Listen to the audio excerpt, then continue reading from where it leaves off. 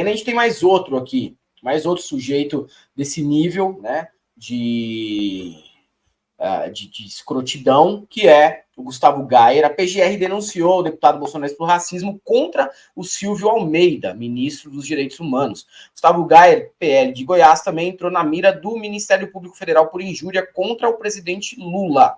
A Procuradoria-Geral da República denunciou o deputado federal Gustavo Gayer, do PL de Goiás, ao STF por racismo contra o ministro dos Direitos Humanos, Silvio Almeida, e por injúria contra Lula. A denúncia apresentada à corte em 17 de novembro é assinada pela vice-procuradora-geral Ana Borges Coelho Santos. O processo mira declarações concedidas pelo bolsonarista durante um podcast em 23 de outubro. Na ocasião, Gayer chamou Lula de bandido e disparou críticas a ministros do STF. Também associou africanos a baixo quociente de inteligência e afirmou que eles não têm capacidade cognitiva para viver em um regime democrático. 5 dias após a participação, Almeida foi às redes sociais para repudiar as declarações do deputado e informar que havia pedido uma investigação sobre o caso ao Ministério da Justiça. Gayer, por sua vez, retrucou. Mais um para provar que QI baixo é fundamental para apoiar ditaduras. Infelizmente, temos um ministro analfabeto funcional ou completamente desonesto. A PGR foi acionada pelos deputados federais Érica Hilton, do PSOL de São Paulo, Luciene Cavalcante, Célia Chacriabá e Talíria Petroni, todas do PSOL. A Advocacia Geral da União também chegou a apresentar uma notícia-crime ao órgão. Na denúncia, a vice-procuradora sustenta que Gayer induziu e incitou a discriminação e preconceito de raça, cor e procedência nacional, disseminando ideias racistas e segregacionistas, inferiorizando e desumanizando negros e afrodescendentes ao compará-los a macacos. Ao fim do processo, a Procuradoria pede que Gayer tenha um mandato de deputado cassado, caso a pena aplicada seja maior que 4 anos de prisão.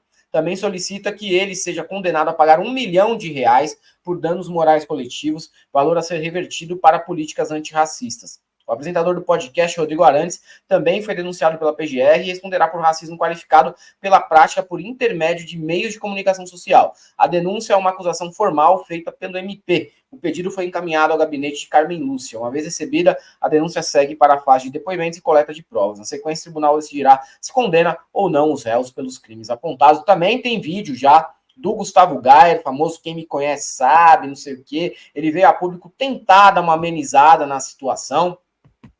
E aí eu queria, antes de tudo, agradecer o Vinícius Betiol, que foi o cara que descobriu esse vídeo. Ele acaba fuçando alguns podcasts em que parlamentares de extrema-direita participam e ele descobre muita coisa. Já foi ameaçado, tá, por esses bolsonaristas que expõem na rede o que os caras falaram em podcast que está aberto. Vocês só não tinham ficado bravos até então, porque aquele conteúdo estava sendo compartilhado só dentro da bolha bolsonarista. Quando sai da bolha bolsonarista, as pessoas se chocam, acham um absurdo o que vocês falaram. E aí depois vem quem? Ela, a famosa consequência. E aí, quando a consequência chega, os caras não aguentam e ficam se vitimizando, falando que foram tirados do contexto, vão lá ameaçar a pessoa que publicou. É sempre assim o modus operandi. Vamos ver o Gayer falando, depois a gente comenta aqui. De acordo com a nova PGR temporária, que está tentando de todas as formas fazer uma gracinha para o Lula para ver se ele entrega o cargo para ela definitivamente, agora eu sou acusado de racista. Exatamente, sou acusado de racista por causa de um podcast que eu participei em junho desse ano. Inclusive, esse é o 3º vídeo que eu falo sobre esse assunto, assim. Mas como a PGR temporária fez uma acusação, eu tenho que vir aqui explicar para quem me acompanha o que realmente aconteceu. Eu vou tentar ser o mais breve possível. Em junho eu participei de um podcast onde eu estava explicando que onde há ditaduras, o QI da população tende a baixar, porque o ditador, um governo ditatorial não quer um povo informado, ele quer um povo emburrecido.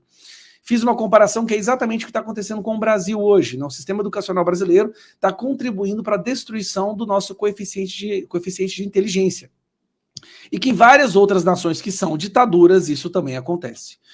O cidadão que estava fazendo a entrevista comigo no podcast falou que o QI da África é em torno de 72. E realmente tem algumas pesquisas que fizeram alguns QIs que falam a média. O Brasil mesmo é 84 por aí. Nós estamos abaixo da média mundial, que é 100.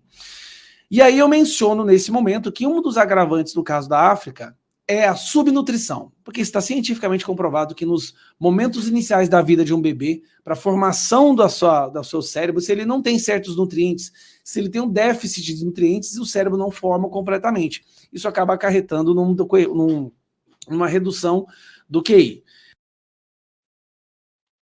Convenceu, e ele dobra a aposta, hein? E ele dobra a aposta atacando a vice-PGR, falando que ela tá tentando fazer graça pro Lula, um aceno pro Lula, para ganhar alguma vaga, não sei se no STF, enfim. Ele dobra a aposta, cara, o Gustavo Gaia. O Gustavo Gayer é a expressão mais virulenta da arrogância, da cretinice que você pode ter num único parlamentar, cara.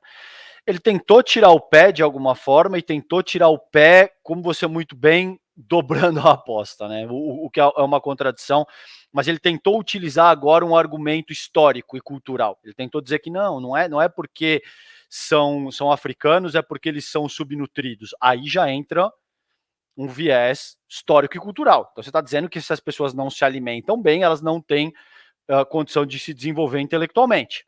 O que faz muito mais sentido do que dizer que elas não têm condição de se desenvolver intelectualmente, porque elas nascem nesse ou naquele continente. Agora, mano,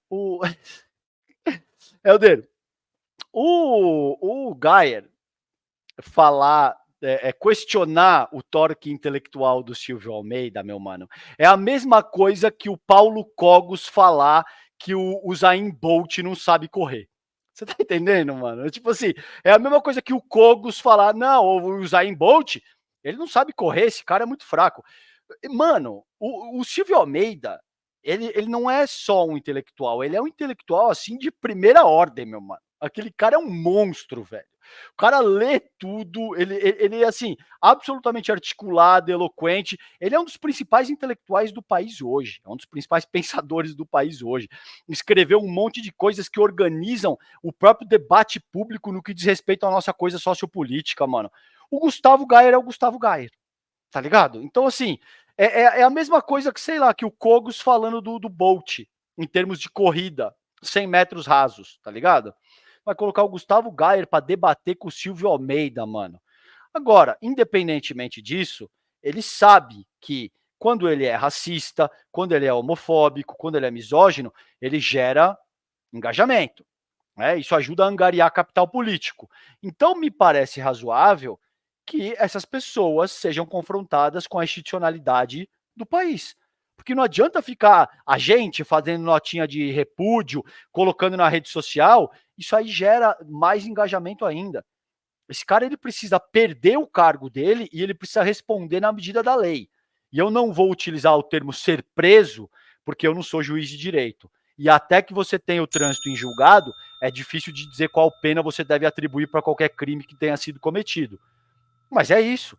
Ele precisa perder o trampo e precisa responder na medida da lei. É simples assim.